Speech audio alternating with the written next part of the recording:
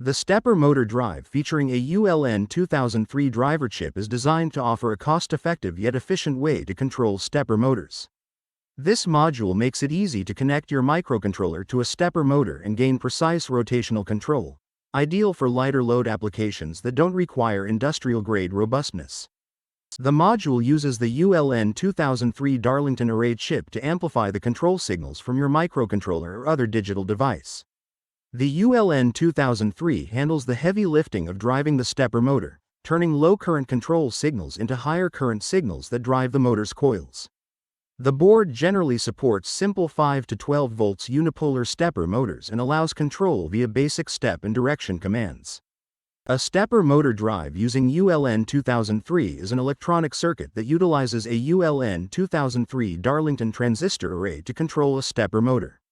ULN2003 ICs simplify the process of driving stepper motors by providing the necessary current amplification and control. This type of driver is commonly used in applications like robotics, CNC machines, and 3D printers to achieve precise and controlled rotational movements of stepper motors. It simplifies the interface between microcontrollers and stepper motors, making it a valuable component in various electronic projects.